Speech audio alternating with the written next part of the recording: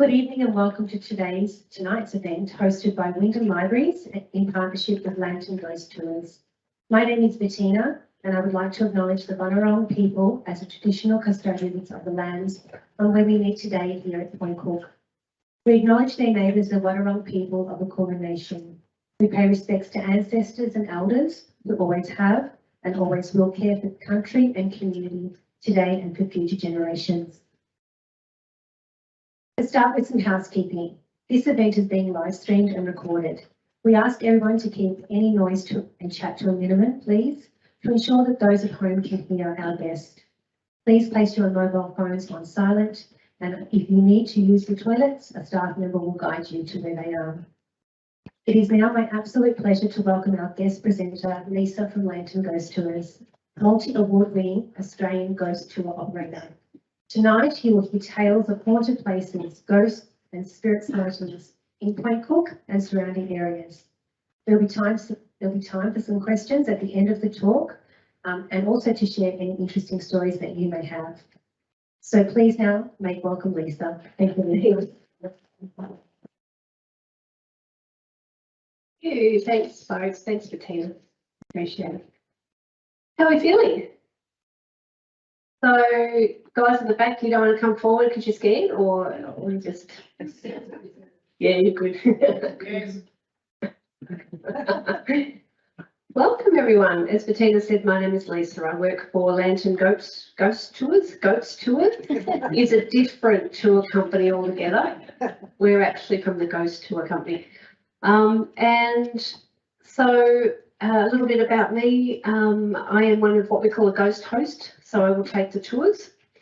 I'm also a paranormal investigator and a psychic medium, and I'm doing a mediumship demonstration for a group in the UK on Tuesday, which is by the magic of Zoom, which is wonderful.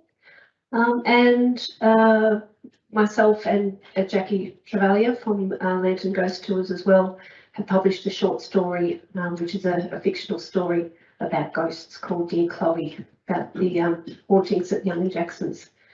So we like it. They're good. We like it. I saw my own spirit at the age of 10, and that spirit appeared to me as a full-bodied, full-colour 3D person.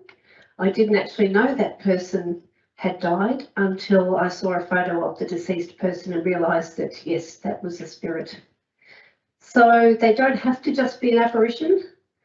They may be sitting right next to you. Do you know these people?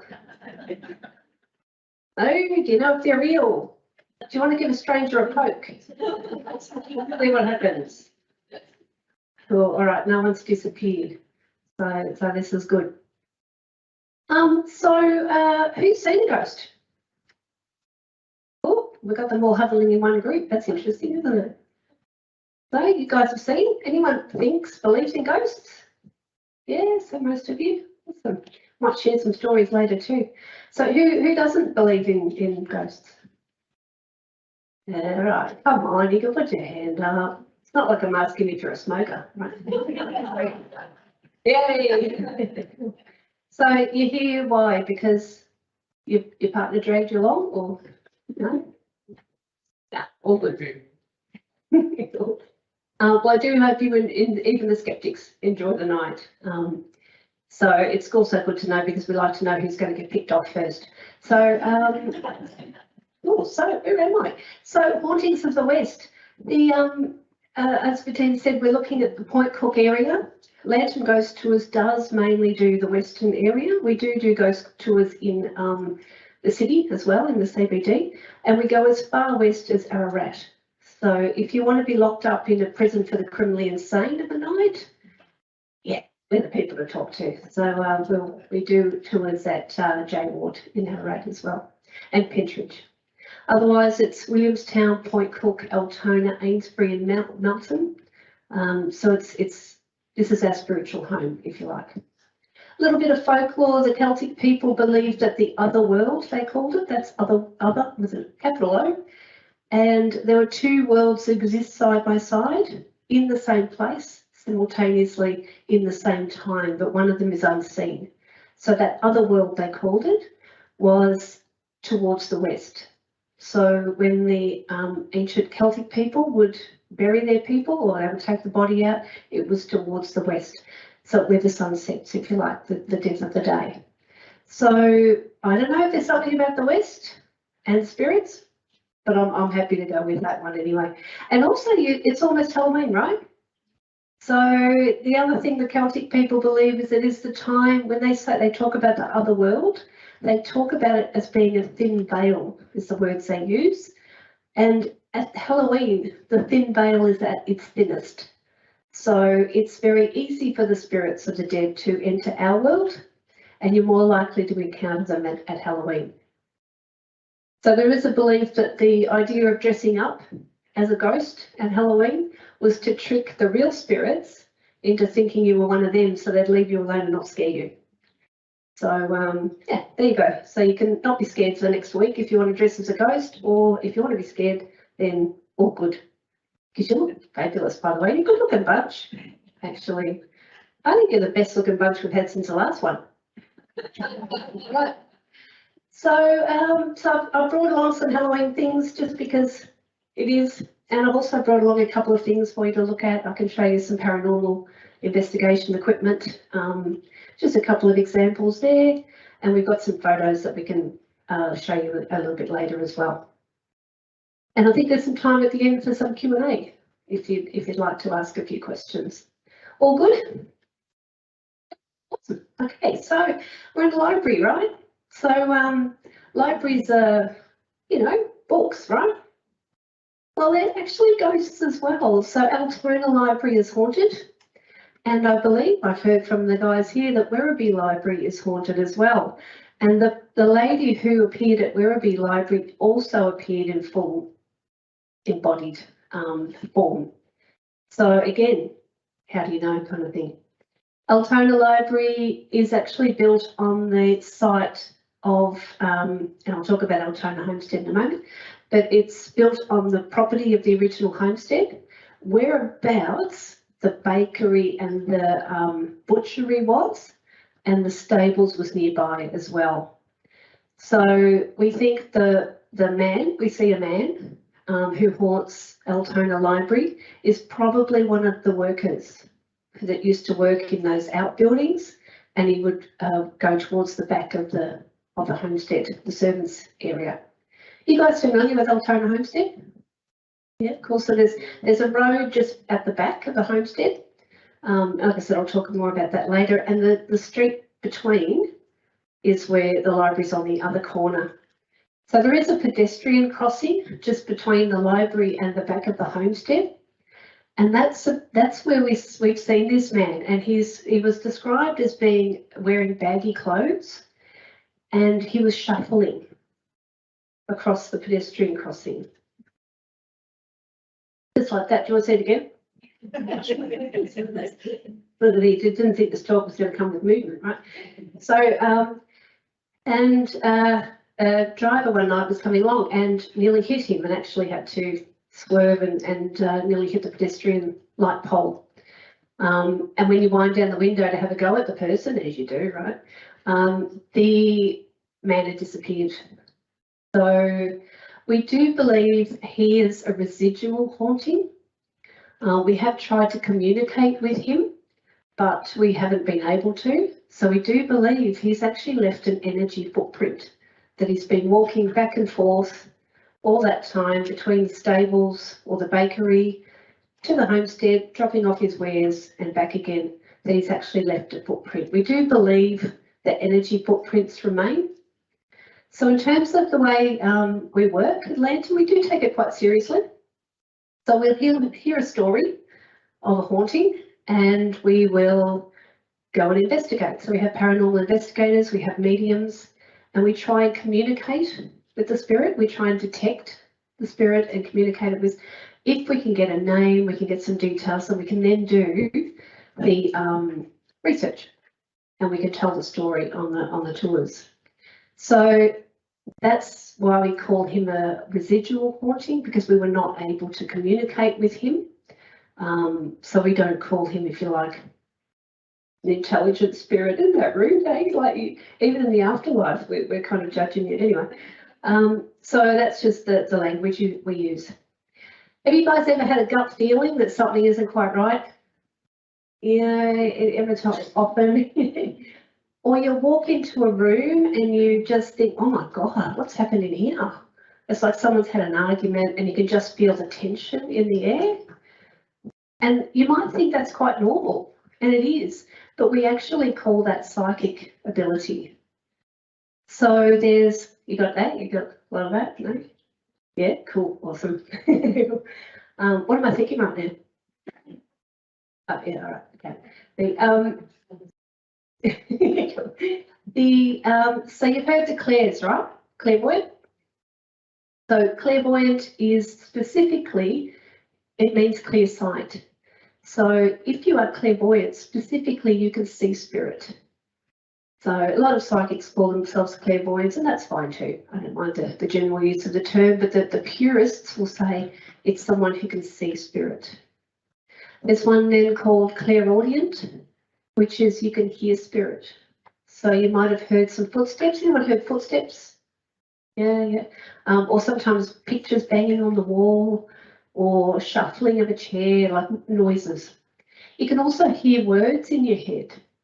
And this is a strange phenomenon. If anyone's experienced this, suddenly a word pops into your head and it's like it is like a message from spirit. You know that's not your thought. You know you didn't think that word up because it comes out of the blue and it makes no sense to what you're thinking at the time. So that's what we call a voice inside your head, and we call that clairaudient. The medical profession says if you hear voices, there's something else going on, but we like to call it psychic. So that would be clairaudient. You hear the footsteps or you hear a voice inside your head. The other one is clairsentience, and that's the gut feeling. That is what we believe the psychic energy that most people have, the ability. So it is, I don't feel quite right now. There's something kind of wrong with this place. It is sentience, the senses means feeling. It could also be that you feel that there's been somebody sitting on the bed. Have you had that experience? Anyone had that? Yeah, you guys have, yeah. And it's, you can't deny it. It's not like you've rolled over because you didn't roll over. There it is. It's a depression on the bed, and sometimes it leaves a mark, and you know that somebody else has sat there. I've got a spirit cat at home. I can feel the walking along the bed, which is kind of cool. That's yeah. So that's clairsentience. So you might have that actual feeling. Been half asleep and someone's whacked you on the head and it wasn't your partner. Maybe it was your partner, one of your kids, I don't know. But that feeling of being touched when you're half asleep is clairsentience. Feeling like if you're in a haunted area and your hair's being pulled, someone's tugging at your clothes, you're feeling like something's just grabbed your leg. They're all what we call clairsentience. Please don't diss them, because we believe that is a message. Just because you haven't seen it doesn't mean you haven't been in touch with it. There was one night, and I'll talk about Williamstown too, but we went into the old morgue one night, and as we're talking, there was a guy like about 3 people down from me over here, and he screamed, and then a second later I screamed. I'm supposed to be. Just because we're ghost hosts doesn't mean, by the way, we're brave. I just want to clear that up right at the start. I am a coward. So I screamed at the same time, and we both had the same experience. It is like I've been swimming in the ocean and you feel a blue bottle sting around your leg, that kind of sting. We both had a sting, our legs, and twisted around our leg at the same time inside the morgue. When he went out and he lifted up his leg, he had a cut on his leg, so it left a welt. I was all right. I didn't have, yeah, but it did help a bit of waxing, so that was good. But yeah, so that is clairsentience. That is an actual feeling that you get. All right, so that's a very quick clairvoyance psychic medium 101 on how it all works. So I just want to say to you guys, if you are interested, it's like a mindfulness in a way. When you go into a place, just start to listen, slow down, feel it, hear it, listen to the whispers of the land, if you like, and you'd be surprised what you pick up. There's an old saying that says things go bump in the night, right? We believe they go bump all the time. It's just that with all the white noise of life going on, you don't hear it. So if we could slow down, you'll start to pick these things up. Hey, so while we're here, yes, we're in Cheetham Street, aren't we? And it's called Cheetham because, yeah, no? Yeah, yes. So we have the Cheetham Salt Works, or Salt Flats, initially it was called, in Point Cook. So you've now got the Cheetham Wetlands, where that area kind of, the whole area is. So a fellow came along and his name was Cheetham, and he started harvesting salt, and he created the Cheetham Salt Company. So this area, this is I think where the story starts, if you like. It starts in the very, very early days of Point Cook. So you guys have been to or know of Point Cook Homestead? Yep, anyone been there recently? Oh yeah, cool, right. And you've got the wetlands there, you've got the homestead there. So that is haunted, very, very haunted, and we'll talk about that as well at a time. But a fellow died in the 1930s, 1932 actually, February 1932. His name was Stanley Patton, and he died in one of the duck ponds at the Cheetham Salt Flats. Now, Stanley was a proficient hunter. He was going duck shooting. He knew the land, he knew the area, he was reasonably fit from what we can tell. Nobody really knows how a man who knew what he was doing could be found lying face down in a duck pond, which is only 1.5 inches of water, with his gun lying next to him. I won't say it was placed because we don't have the evidence, but that's how it looked. And face down, and he drowned. So that was at least what they said, that he had drowned. That's all we know about Stanley, but we don't know if there was ever any foul play, but we do know that the belief about the Patton family is that there was a curse placed on the family. And I don't know if you guys believe in curses or not. It's all part of the folklore, if you like. But the curse was, marry a Patton woman, you end up dead. That's pretty clear, isn't it? You know, as curses go, that's probably right up there, I think. So, and the reason that came about was actually his, the previous generation, we're talking the 1930s, so we're talking depression, they were out of work, they were trying to earn some money, so they decided, Walter Patton and his 2 sons and his son-in-law James, decided that they would start fishing off Altona Pier. They would catch some fish, and they would be able to sell the fish, and his wife opened up a little fish shop, if you like, in front of their house, and they would sell to all the neighbours, and they'd bring in a little bit of extra cash. All going well-ish in the Depression, until one day they were out there on the boat and the wind blew up out of nowhere and they were never found again. So a couple of weeks later, a little bit of wreckage came up on Altona Beach. But that's about all. So we've now lost Dad, 2 of the brothers, the son-in-law. The women of the family were left to fend on their own, if you like, and that was very difficult times for them. And then when Stanley decided to go and shoot some ducks in the salt flats to try and feed the family as well, he doesn't come home that night. So that's when word got around.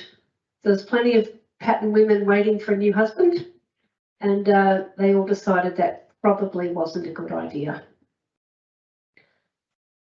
So if you go out to Altona Pier of a night, particularly, I guess you guys have, maybe, it's a really, really beautiful spot.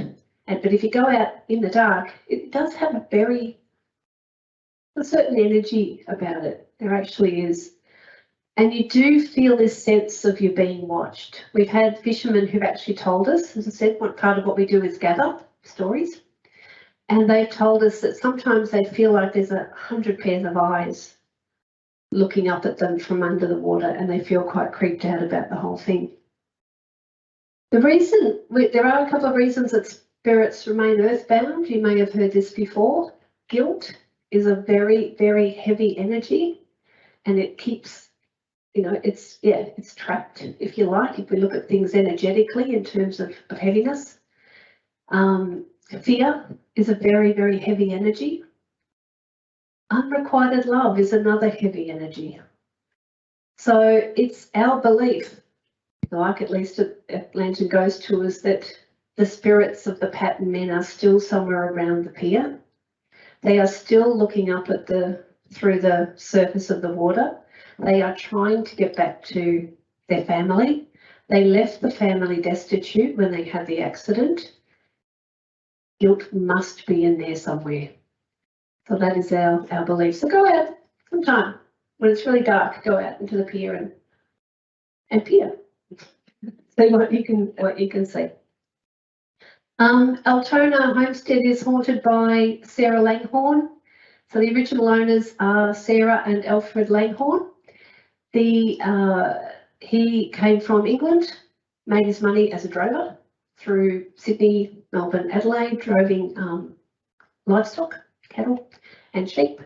And on one of his trips so he used to go overland to Adelaide, and there's a little place just between, just over the South Australian border. I say that, but my geography isn't great either, but anyway, so it's that way somewhere. It's a place called Langhorne Creek.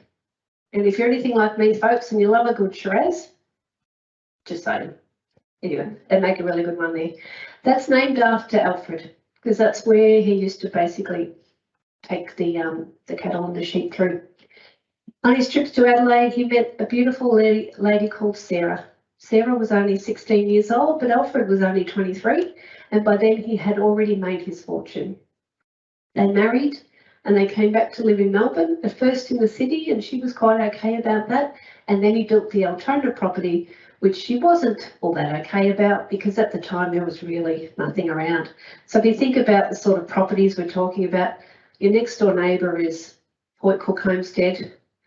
Your backyard is Amesbury and Melton. These are massive properties. So she didn't have a lot of contact with people. She couldn't befriend the servants. She couldn't even talk to her own children that much because they're raised by servants. And her husband was away on work quite a lot. So Sarah still peers out the front window of Altona Homestead. And from the front window, you can see straight across the bay. And she is wishing still that she was anywhere but there, because she was just so terribly lonely. So it's haunted by her. The children's bedroom also has spirits. We capture orbs. I don't know if you guys have heard of orbs. They're tiny little light pieces of light source of energy. And if you use your flashes on your cameras to capture them, you can see the difference in the light source. So they're not actually part of your flash. We see lots of orbs in the children's bedroom. We do know that Sarah's daughter Alice was laid out there after she died. The toys get moved around in the kids' bedroom. The drawers open and close. There's a bureau in the lounge room that opens, and the drawer opens and closes on its own. There's a little boy in the bedroom who's in the wardrobe who knocks from the inside. Now I can verify that one, because I was standing next to a lady one night and I went, "Did you do that?" And she said, "No, I thought you did. We both read for it." And the door opens and closes. So there's a little boy who plays hide and seek with people. He's in the wardrobe. And it is also haunted by a fellow called Henry Croker. So Henry was one of the latter owners after the Langhorns, and he was a powerful man. He was a lawyer. He was quite high up in the Flemington group, in the VRC, Touring Racing Club. And he moved out there because he loved his horses. and he doesn't really like visitors so much. So we get a good razz out of Henry because he doesn't like us being there. Hey, what can I say? So one night the alarm went off when we were in there, but the alarm had been disarmed. There was another night where the wind blew up again, as I mentioned, out of nowhere, and the guests all had to hang on to the front porch because the wind was so strong. And then as soon as we went away inside, it went away. It was always like something was trying to blow us away from the front door. I had the keys one night and I was holding on to these things for dear life because I'm responsible for this homestead. I do not want to lose the keys. So I get out of my car and I've got these things like this, and I'm walking up to the door. And I go to open the homestead door, nothing, no keys. But I swear, I was hanging on for dear life to these keys. I do the panic, I've lost the keys. I scoured the whole area. I must have dropped them. They were nowhere to be seen. So I went back to my car and I was about to call someone to say, I don't know what to do. I need some help. I've lost the keys. And I found the keys right across the other side of the car park from where my car was, in the far corner, a place where I had never walked. It's like someone had actually thrown the keys the other side of the car park. That one I can't explain, but I am very grateful, Henry. Thank you that I found the keys.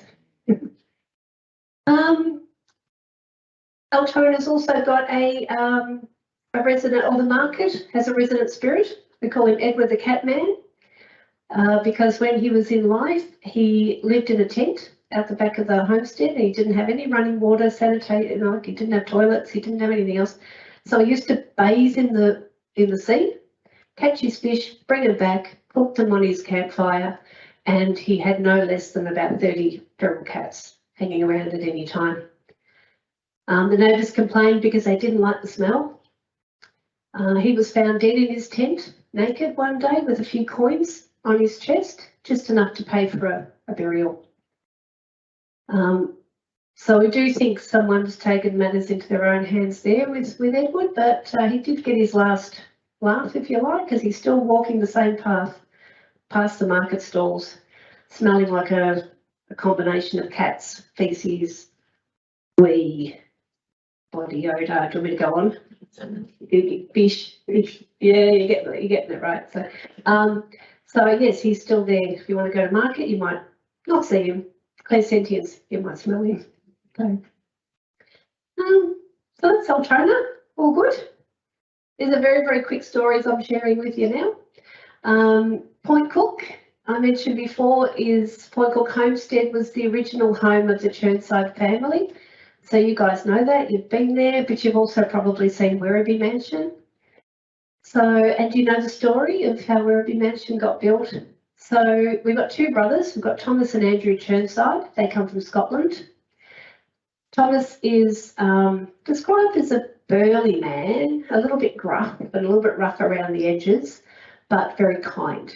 So the description goes. They were Sabbatarians, so they were strict Christians. And on his way to Australia, Mum gives him a Bible for comfort, and Dad gives him a few £100, which he hid in the Bible for comfort. And Thomas makes his way out here and he realises as a pastoralist there's a lot of money to be made. He calls for his brother Andrew to come. He said, we can really do something here in the colony. This is the place to be. So Andrew comes and joins him and they go back to Scotland quite a bit. There's a bit of backwards and forwards going on. And then Thomas meets Mary Begbie. Now, I shouldn't say meets. He actually already knew her. I don't judge, but she was his first cousin. I think he liked the way she looked. He looked like me, right? But they did that stuff in those days, you know. So he meets Mary and falls in love with her, asks for her hand in marriage. Dad says no, mainly because, lots of reasons, but a couple of reasons would be you live right over the other side of the world. And you live right over the other side of the world with no fixed address because you're just pastoralist stuff. You're doing overlanding stuff and you're moving around all the time. And I want my daughter to have a stable base where she is. Thomas says, yeah, fair enough. I get it. So he comes back and he builds Point Cook Homestead. There was already a homestead on a house on the property, which is now the dairy. If you guys know, there's a little weatherboard cottage on the property. That was the original house. Then he built the bluestone one. Over the years, there's been additions to it as well. But the original one was the bluestone. And he thinks, well, I'm okay. I've got money. I've got a place to be. I'm looking like a good suitor. And so he gets ready to go back to Scotland to convince Mary's dad that she can come and marry him. And at the last minute, some business came up. So he sent Andrew. And his words to Andrew were, bring Mary back by whatever means are necessary. And Andrew took him verbatim on that. So Andrew was gone about a year by the time it went back. He went back, and he did stuff over there and brought Mary back. And so when they both arrived, Mary had her arm in Andrew, which wasn't unusual because a lady would be accompanied by a man when she's walking, so that wasn't unusual. But then she took her glove off and Thomas was shocked by what he saw. What do you think he might have seen? A wedding ring. Go on one step better than the engagement ring. So Mary and Andrew had married in Scotland before they left. One of the stories we believe is that Mary's dad said she will not leave here an unmarried woman. That's not, and especially going off with a fellow, that's not okay. One of the other stories is they fell in love in anyway, so you can imagine Thomas. But this is an amazing story of unrequited love, or not that I'm here to spread rumours, but some people think it may not have been unrequited, and she did still fall in love with both brothers. He believed he was in love with her so much and he loved his brother so much that he then said, well, if she can't live here at Point Cook, she needs to have a grand home to live in. He built Werribee Mansion for the two of them. Is that not love? That is incredible. So he remained at Point Cook. Mary and Andrew went on to have a family, and unfortunately Thomas, as he got a little bit older, started getting what we believe to be dementia, and he convinced himself that he was penniless, and he felt great shame about that, and so they brought him to live with them in Werribee Mansion, and he shot himself in the laundry at Werribee Mansion. So he took his own life there. They do believe that he haunts still the laundry of Werribee Mansion, and we absolutely believe that he haunts Point Cook as well. The things that have happened there, we've had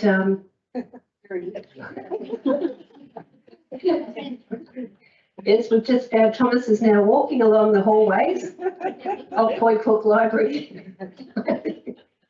Speaking of walking, does walk. We do hear footsteps along the hallway. And interestingly, one night we heard what we believed to be men's footsteps because they felt quite heavy. And then we had the smell of lavender pass straight after.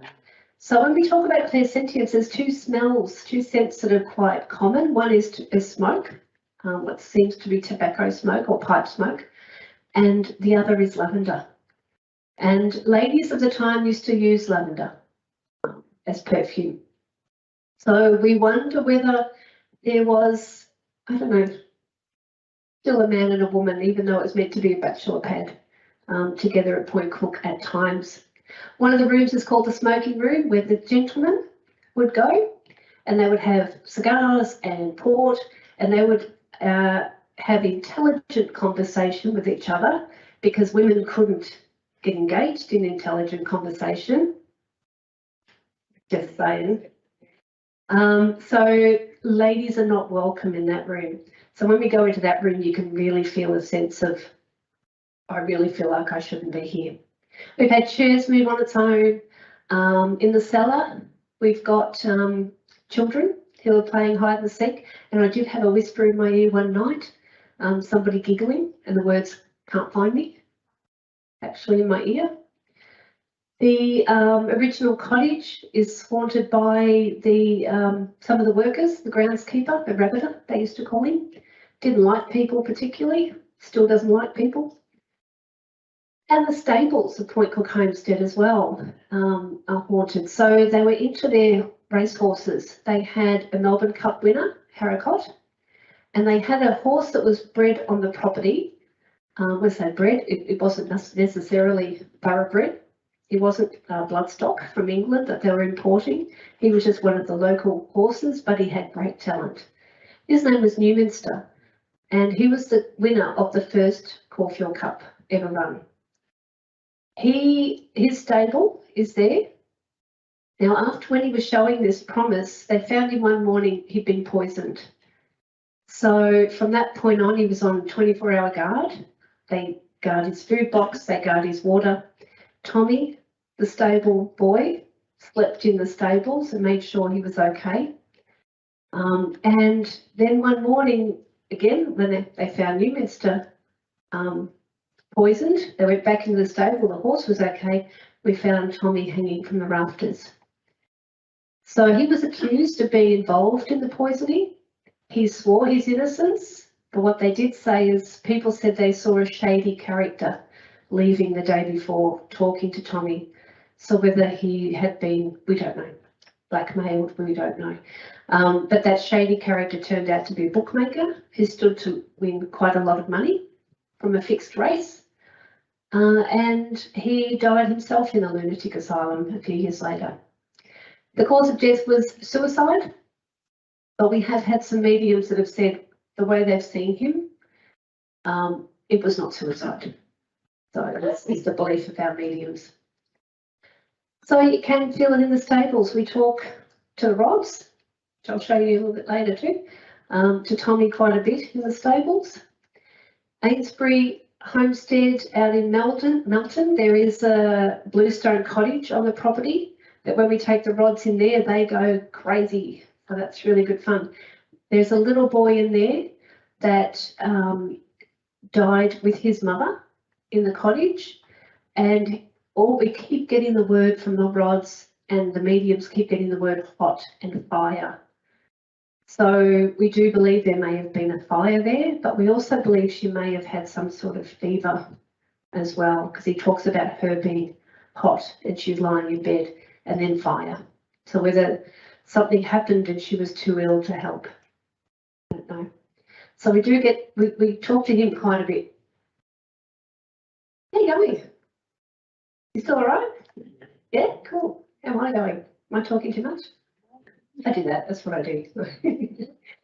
So Point Cook, Werribee, Altona, we've talked about Amesbury. Amesbury is, so as I said, we've got that bluestone cottage out the back, but the homestead is also haunted. Have you guys been there? There's a golf club there, like golf, yeah. And they do, they have a restaurant there as well. It's a lovely, lovely, lovely place. That was owned by the Staunton family originally. And there's the architecture also. The other thing about the tours, which I love just personally too, we do a lot of the history as well. So we talk about the hauntings, but we will talk about the architecture or the history that goes with it. The way it's designed is quite unusual. It's had a couple of wings added onto it that makes it quite different and spectacular in architecture. And it's got what they call a widow's lookout, a tower at the top. Some of those are real and some of them are just ornamental. So this one you can actually get up into. Some of them on houses, they're actually just, yeah, they're just there for look, for show. Why is it called the widow's lookout? I hear you ask. How is it called? Oh, glad you asked. Emma is the lady who stands there. We see her there in the lookout. She was one of the maids and she was married to one of the stockmen, and she's waiting for her husband to come home and he didn't. So she remained at the homestead and she still worked as a maid, but she quite often went up there just to have a look. You never know what she could see. She never really gave up looking for him. They did call it that because back in England particularly, the women would wait for the sailors, their husbands, to come home. So they would go up to the lookout. And if their husbands didn't come home, that's how it got known as a widow's lookout. So there's some offices upstairs there, just under the lookout, and the staff will tell you they hear footsteps on the roof. Could be possums, but you know, we'll go with Emma. That's all good.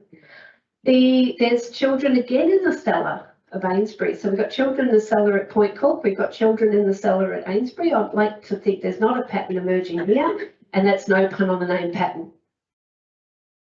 I didn't rehearse that at all. So yeah, so there's kids in the cellar again, sort of playing hide and seek. But we also think that, or rumour has it, Elizabeth Staunton might have had, you know, another love interest when her husband was away. And so the rumour is that she used to lock the kids up a lot in the cellar when her friend came to visit. Or rumour. How can we say that? What we do know about the Stauntons, though, is that her husband died when she was pregnant, and he had just done the will. And suddenly, just a few days, 3 days after he did the will, he dies. And it's unusual for women in those days to have inherited money or property. In this case, this will said that Elizabeth was going to be quite well looked after if he ever died, which he did very soon after. Again, we're not saying there's any foul play there. Who knows? Would be coincidence.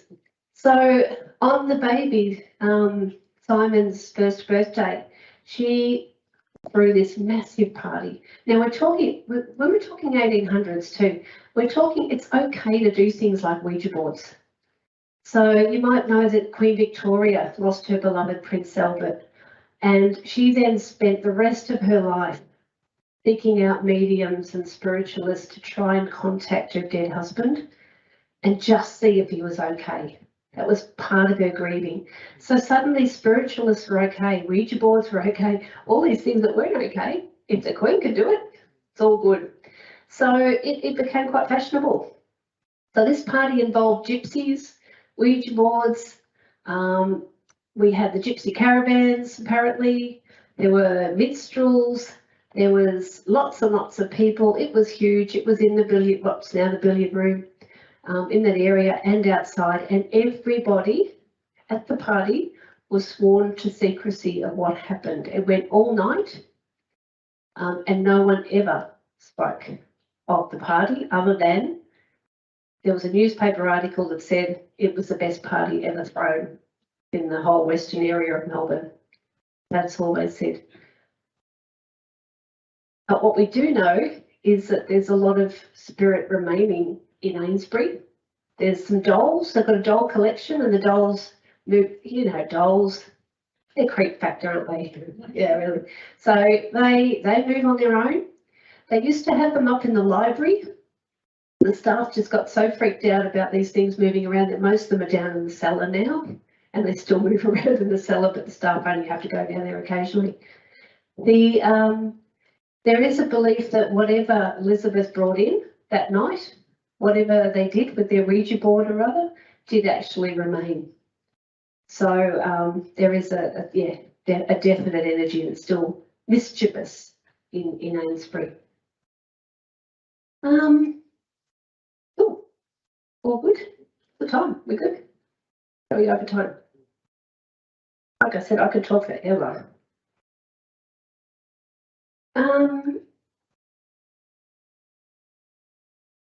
There's some of the other things that have happened. If I go back to Altona Homestead, I mentioned trying to get in and we couldn't. There is a chair that a face mysteriously appears on. Hold that thought. There is a tea trolley that moves on its own in one direction, and we like to debunk as well. So, you know, we always like to think, and this is how paranormal investigators work, you rule out all the possibilities Is it electrical disturbance? Is it a lean on the floor? Is that what caused the thing to move? So you look at all the things that could have happened, and if you've ruled all those out, all the normal, then you are left with the paranormal. So that's kind of our scientific method, if you like. So that night we kind of watched this tea trolley move across. And we thought, yeah, okay, lean on the floor, that can happen. And then it went back the other way. We thought, okay, that's probably paranormal. There's some mannequins in there, done up in the old garb.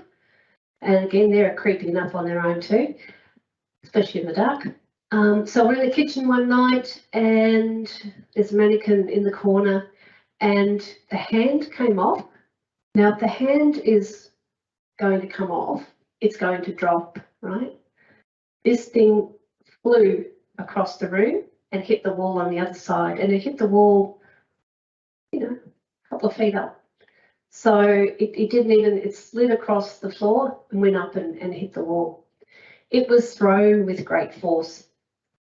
When I went to lock up and I had to do a head count and I thought, oh, it looks like I'm missing someone. And now I have to go back into a homestead on my own. I told you I wasn't brave. So I go back in to find a missing person and there's this guy in the kitchen and he's got the hand and he's like sticking it in, pulling it out, sticking it in, pulling it out. And I said, are you okay? You're right. He goes, he said, look, I'm sorry, I'm an engineer. I've just got to know that that wasn't an accident. He goes, no, he said, I've done the calibration, no way that fell out. So he was happy, skeptic, yes, converted, we like that. Cradle rocks on its own. There's a cradle in the bedroom that rocks on its own. There's a rocking horse that rocks on its own. I think they're the main things. Sometimes people feel a little bit unwell when they go past the bathroom. There was a man in the bathroom in the 1930s who died of a heart attack, and that always has the hissing of water, even though it's been turned off for a long time. And sometimes people feel like a tightness in their chest. They feel a bit unwell when they go in there. That children's bedroom I mentioned earlier, there was a lady who went in there and she just burst into tears and ran out, and I said, are you okay? And she said, look, I've just had a baby. And I went in there and all I could feel was the death of a baby. And it was just too overwhelming for her. We do say to people though, when you're in the homesteads and you're not feeling okay, because this is clairsentience, it can become overwhelming, just go out and you're usually fine. Contrary to public belief, they don't follow you home. Well, actually they do. Sometimes. It's all good. Only once it's happened to me, but that's all good. Doesn't happen usually. And what we tend to do is if you are feeling a little unwell, after whatever that might be, it might be anxiety, it might just be tiredness, it might be frog in his throat, whatever the feeling might be, we've got some sage on hand. We generally debug people before they leave, so it's all okay. But we do say to people, if you are feeling still unwell, in a couple of days, give us a call and we'll talk you through how to clear the energy out of the aura. So, but generally it's pretty good. They're haunted homesteads for a reason, because they stay in the homestead. So as I mentioned, they stay earthbound.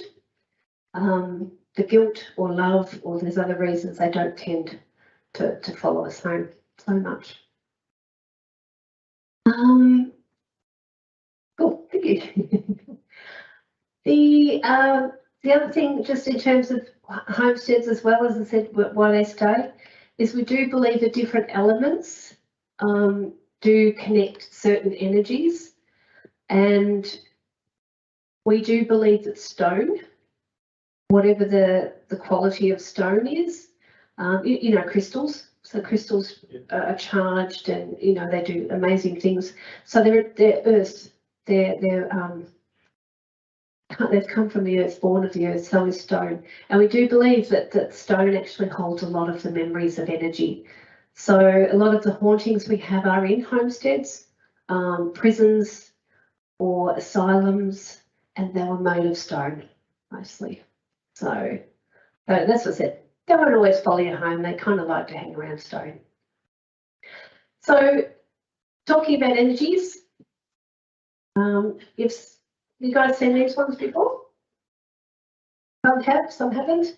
These are what we would call dowsing rods, because you can find water with them.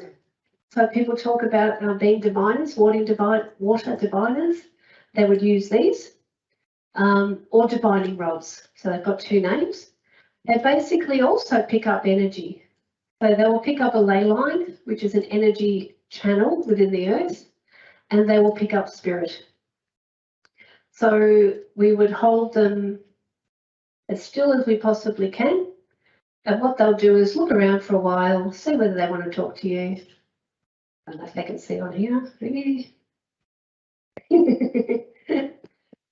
Oh, look, they want to talk to you. And what they will do is they'll point in the direction of where energy is. And when they finally settle, they do look around for a little while. And we can also use them to communicate. So we might say, sorry. I was talking to a guy just the other day. He'd been exploring war graves in France with a clairvoyant. He was using a divining rod with a clairvoyant, and they had enormous success. Like that. That's fantastic. Yeah. Gentleman just said that he's talking to someone who was looking at war graves in France with a medium and the divining rods, and they had enormous success on the grave. That's awesome to hear. And so we might say, please show me yes, and it might cross the rods. Please show me no, it might do that, whatever it wants to do. And so we know we can ask questions, and the yes, no questions, and we can find out more about that spirit. So we use it to communicate, and we use it to find spirit. It's a course, you've probably all seen this one before. The Ouija board, homemade, gorgeous. They work just as well, trust me. This is what we call a planchette, and it will spell out words, or it will go yes, no, it'll give you numbers. And it needs at least 2 people, 3 people works really well. And again, it's that concentration of psychic energy, and it can allow the spirit to spell out the words for you. So we use these in the paranormal investigations.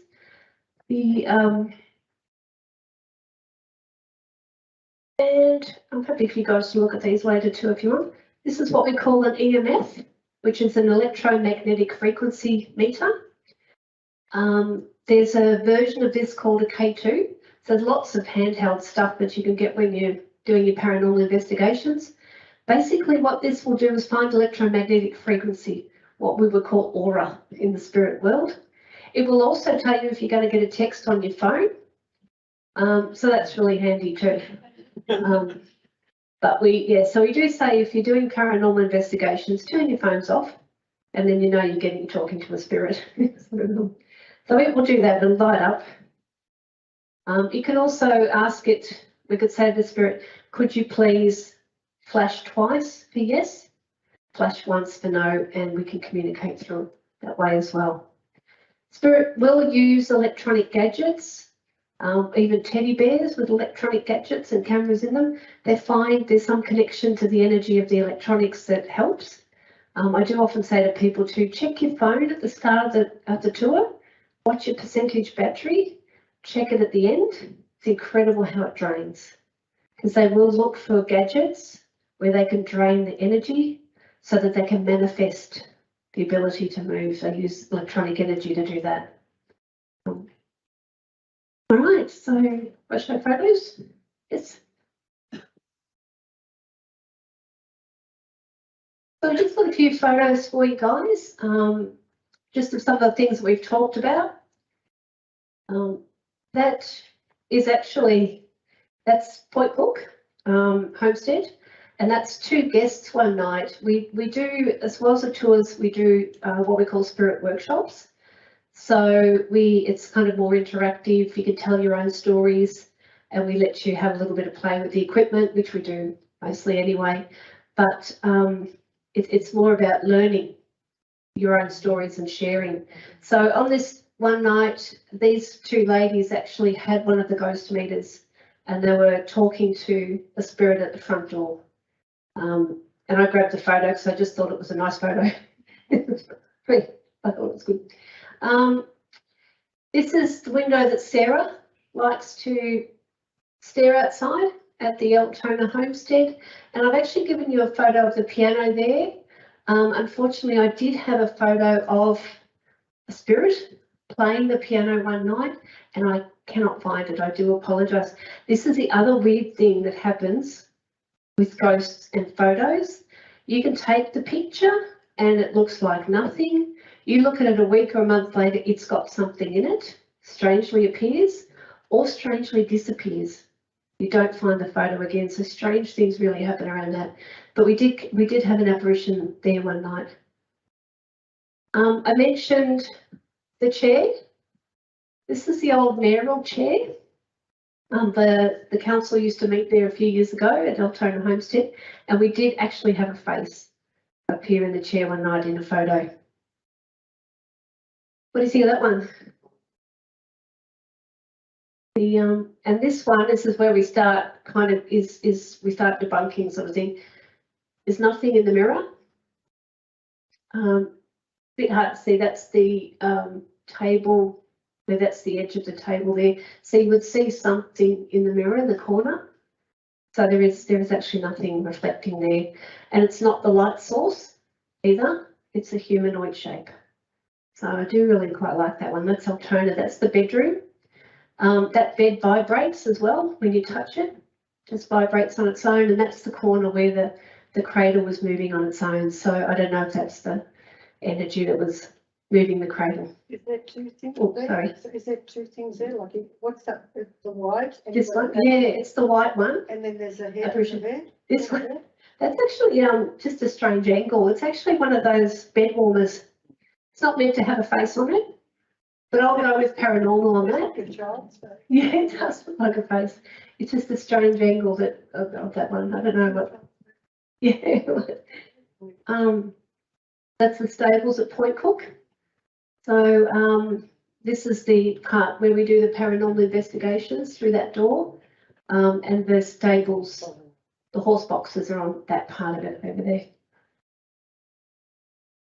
Now this is the Churnsides, just if you're interested, are buried at Eastern Cemetery in Geelong. They've got the whole family monument there. So Thomas and Mary are there, Andrew's there, next generation are there. As we say, together again. I don't know. Yeah, that's actually video, Tina. Sorry, I don't know if we can play that or not. Sorry, I should have mentioned that. If not, that's fine. Yeah, so I just want to show you what orbs look like. Orbs can be any colour. They are often white or blue or green. It's probably the most common. And again, you look for the source. So is that a reflection or is it not? And if you can rule out all that, then we call it an orb. This one, I was actually able to capture on video. So we say to people, if you see an orb, and you will only see them through your camera, you can't see them with the naked eye.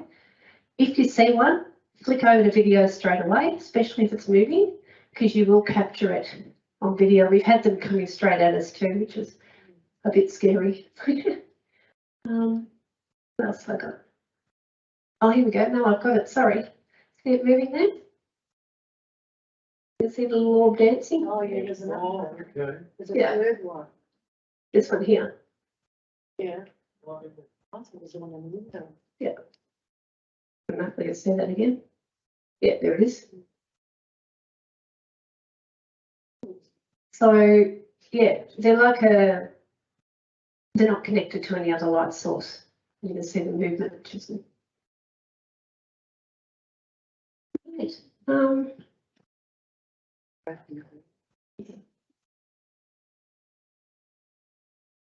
So we've got, I'm just going to read you just quickly, some information from Dr. Steve Campbell-Wright. He's a historian and heritage consultant. He served in the RAF for over 35 years and he documented experiences of paranormal activity at the airbase over the years. He's kindly written this out for us.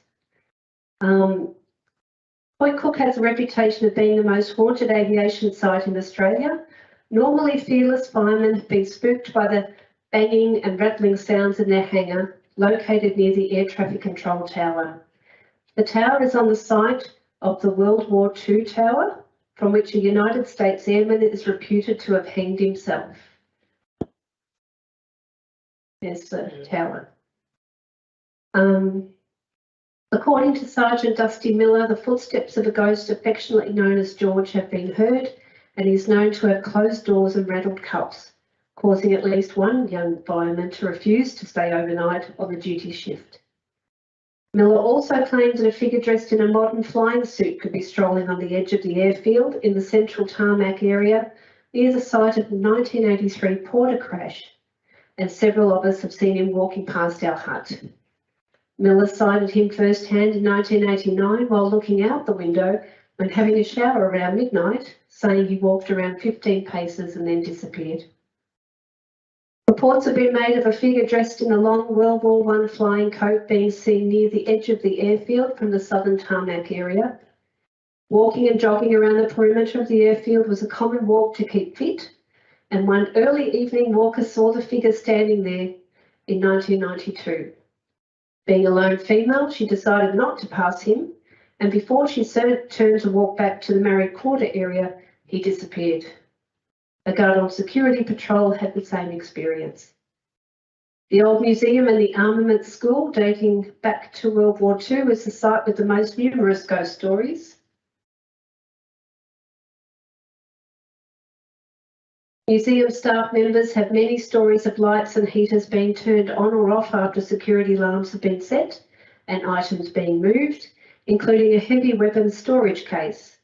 The display of a recreation of Sir Richard Williams' study drew many reports with it being tidied up after dusting or books were physically returned and being temporarily taken for research.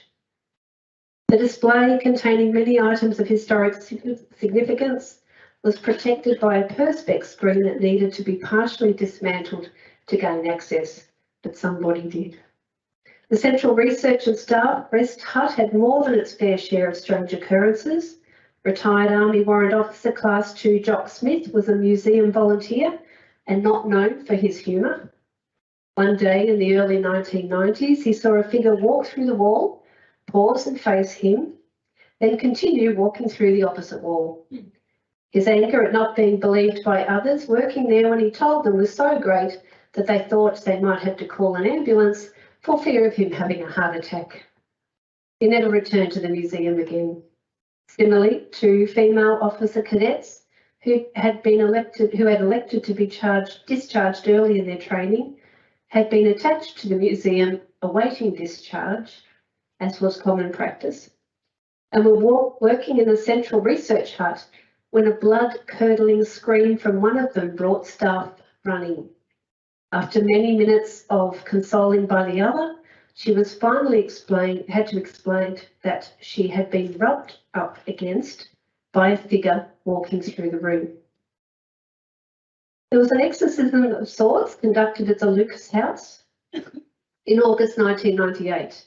After operating as 2 flats for 40 years, it was converted back into a single residence to accommodate a large family. Unfounded rumours had circulated that Air Commodore Reed, who lived next door, had noticed the ghost of a young girl in the upstairs master bedroom and on the adjoining sun deck. The girl even had a name and was reputed to have been 6-year-old Estelle, who died in the house in the late 1950s or early 1960s. While not proved to have occurred, the fact that Group Captain Roy King had died in the room was blissfully unknown. The family residing in the house at the time called upon Chaplain Jim Curtin to bless the upstairs room to quiet the noises heard by the woman of the house. That was very kindly from Steve Campbell-Wright. There's the laundry at Werribee Mansion, and there we are. Leave it at that. Thank you, Lisa. We have some.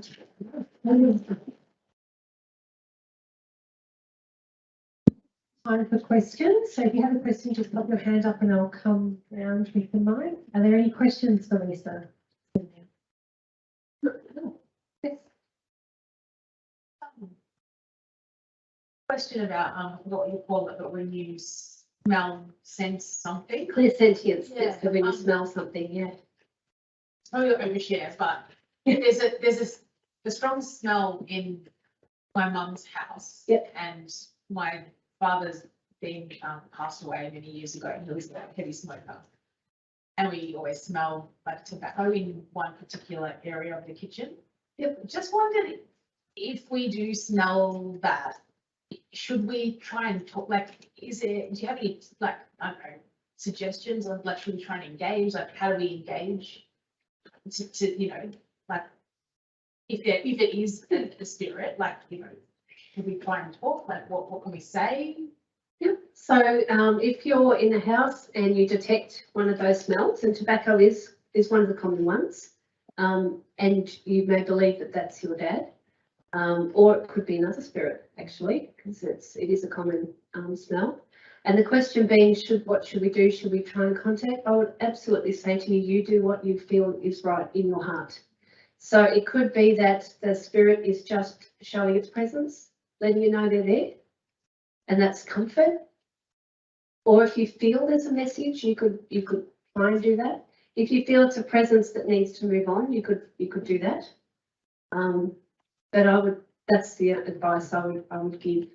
You can, if you want, as an experiment, just before you go to sleep, when you're in that half-conscious state, you could say to the spirit, if you have a message, tell me in my dream or in my mind, and then when you wake up, write it down, whatever it is.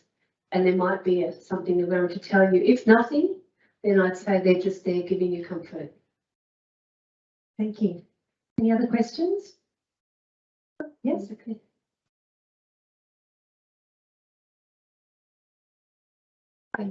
I was just remaining a skeptic. I was just wondering, is there any logic to how powerful a spirit can be, what they can do, or is it their choice? For example, sometimes you mentioned a child spirit moves things, and sometimes they are just appearing just a little bit like an apparition.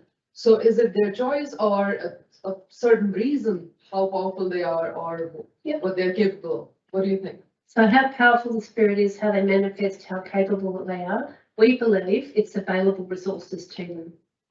So if there's an energy source that they can use, like your battery on your phone, it's easier for them to manifest, or they can move things. It's also the reason that they're earthbound, can give them an energy source. That's our belief. That's about really, I think it gets down to what you believe, I think, and the evidence or the logic around that is we can see the power source. We can see the lights flicker. We can see the lights go off. We can see the batteries draining. So that they're the things that we can detect.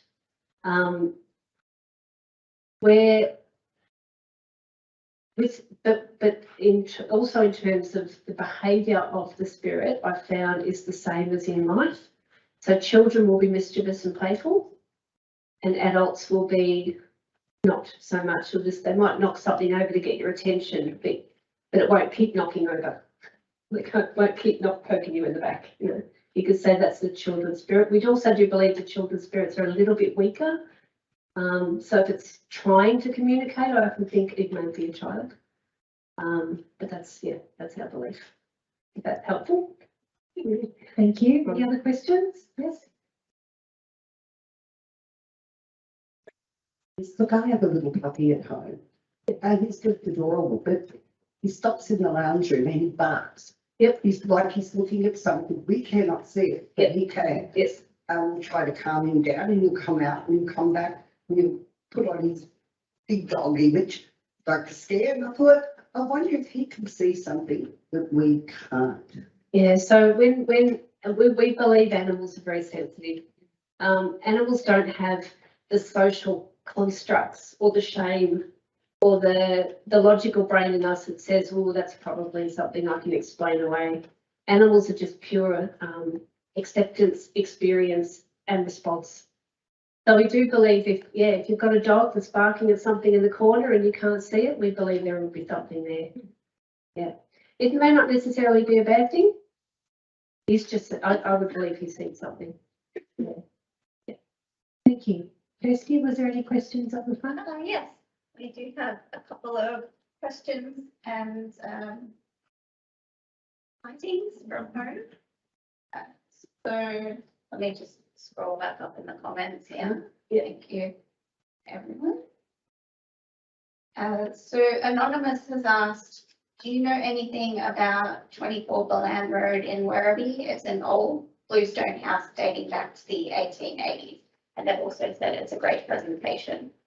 Oh, thank you. Thank you, but no, I don't know too much about that one.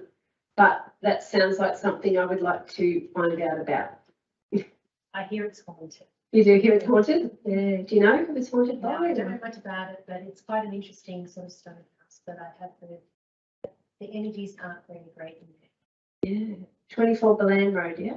Yeah. Yeah, right, Ron, who's coming? Investigation. We've also got a question about the buildings on the Williamstown waterfront. And it's presumed it would have been a really rough area at night, and they're wondering if there are any known hauntings in that area.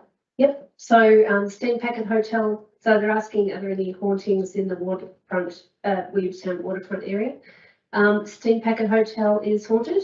It was used as a morgue in the cellar, well the pubs were in the day.